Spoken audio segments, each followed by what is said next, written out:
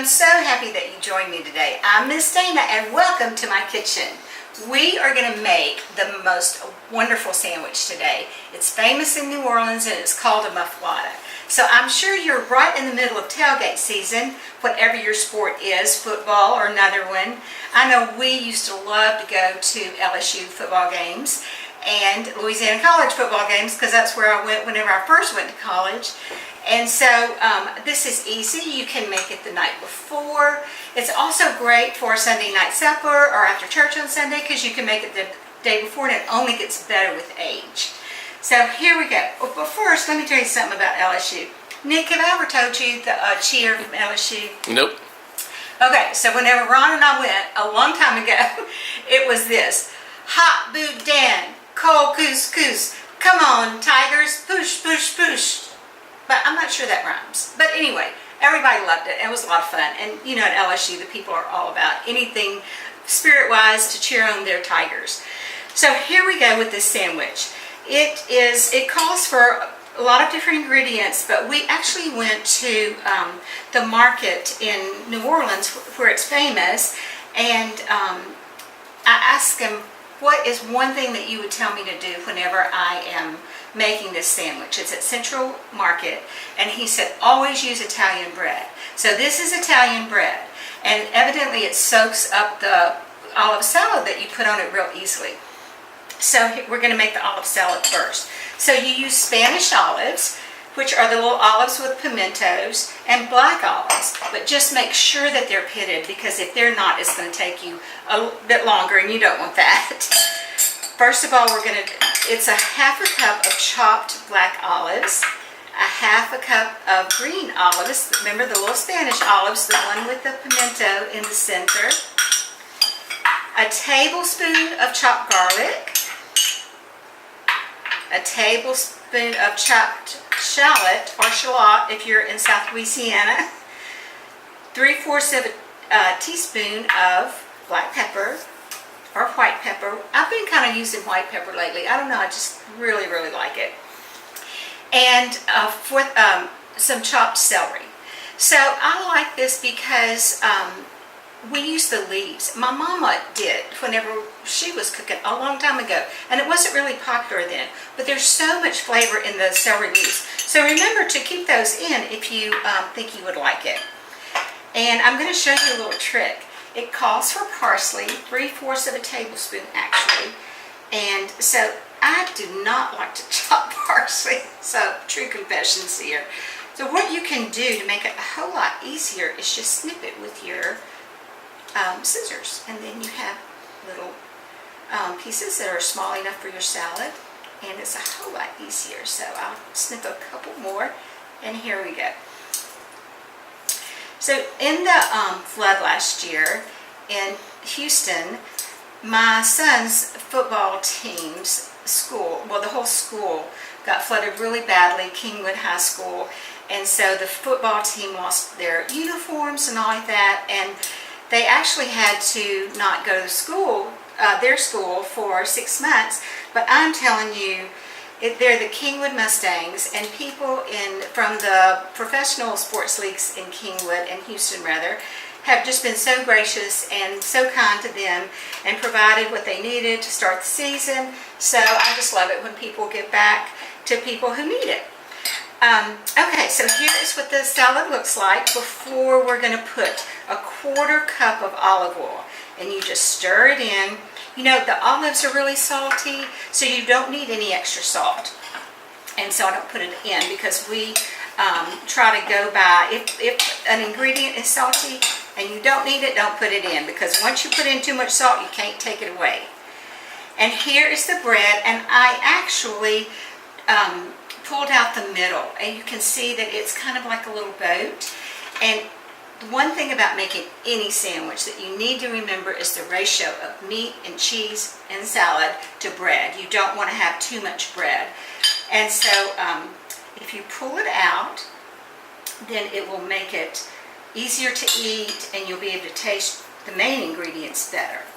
So this recipe is on my blog, and it makes 1 cup of olive salad. Now sometimes I make it and I want to put a little olive salad on both sides. So this is going to allow me to do a little bit of that. And you don't want to push the olive salad all the way out to the sides, because we're going to put something on it to kind of mash it down, and the olive salad will come out the sides.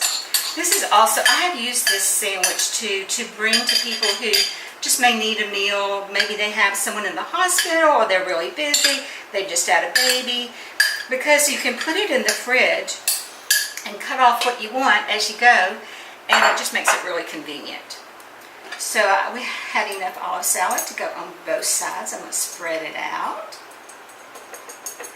And I want to thank Nick. He is actually my sweet son-in-law, Nick Latto. I'm so lucky because he is actually a photographer, and he's filming me today. So I feel really honored and lucky to have him as my son-in-law, and I love him. So here go the meats. This is called hot capicola.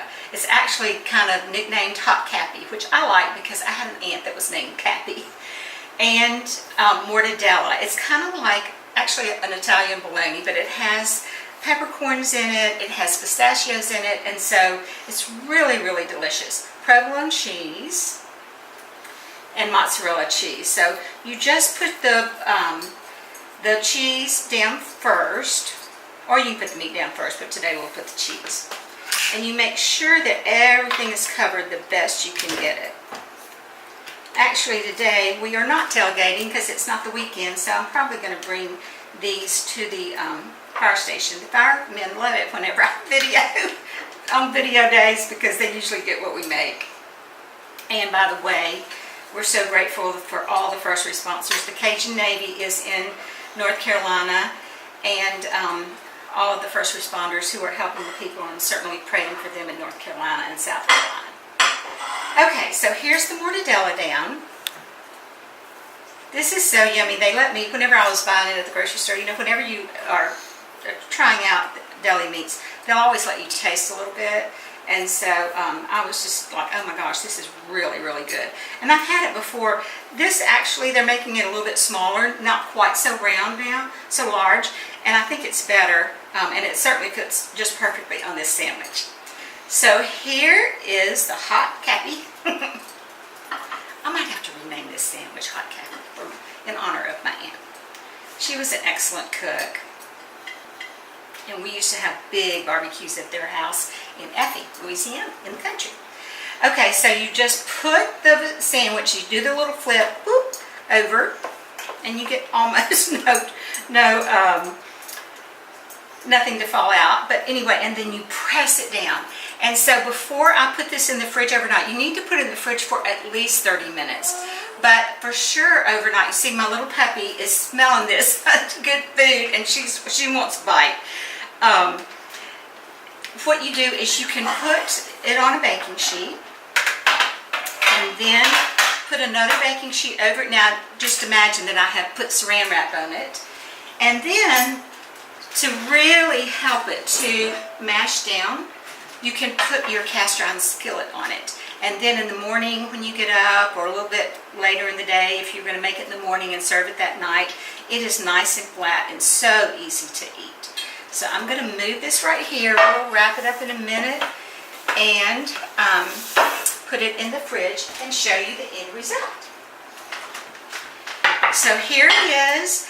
And if you're cutting this, you want to make sure and use a serrated knife. And just use kind of like a rocking motion, and it makes the bread cut a whole lot easier. This knife was actually my mom's, so I love it. I'm very, very grateful to have a lot of her things. And I would think if you are going to a tailgate party, you could put this on a tray. This happens to be a cutting board and a tray, which makes it even better. Like this. And then put your potato chips around it. In New Orleans, they're always served with these pepperoncini peppers. So you can leave those in the jar actually and just lie the jar down, or put it on a fun little bon appetit plate. And then here's a little trick for your chips. If you are serving whatever chips you want to serve, whatever you like, but I got zapped since we're doing one sandwich from New Orleans. And they are a great company with potato chips from New Orleans. And these happen to be the spicy Cajun crawtators. So get ready to have something to drink if you're going to eat these. But they're kettle cooked and they're just delicious. They've been around for a long time. And so what you can do is you take the bag of potato chips or whatever you like, whatever chips you like, and you just cut out a little thing in the center. And it makes, you can cut it out just a little bit, like 2 little fans out on each side. And it makes a little bowl.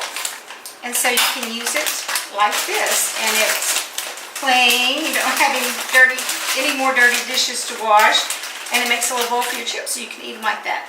So here is our sandwich. I'm going to show y'all the inside of it. I'm so glad y'all joined me today. This is so much fun. Tailgating or just a picnic. We went to Arrington Vineyards the other night, really near Nashville, and had a picnic, and they're easy to bring. Everybody loves them. And so here's the inside of it. Let's taste it and see how it tastes.